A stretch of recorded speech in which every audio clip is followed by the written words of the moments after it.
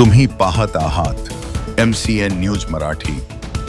समृद्धी महामार्गावर चॅनेज नंबर 312.8 जवळ मुंबई कॉरिडॉरवर 7 जूनच्या पहाटे 3:15 वाजेदरम्यान पूजा ट्रॅव्हल्सचा भीषण अपघात झाला।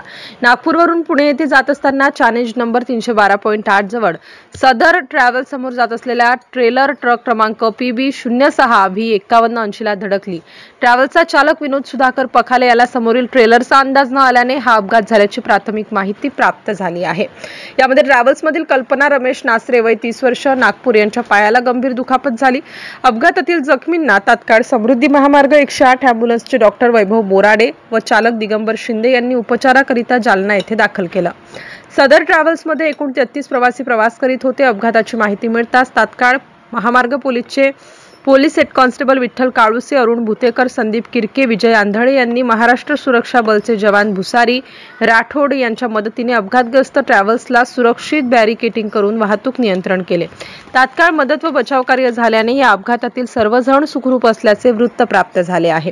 MCN न्यूज मराठी करिता प्रमोद वराडे, दुसर बीड, बुलढाणा।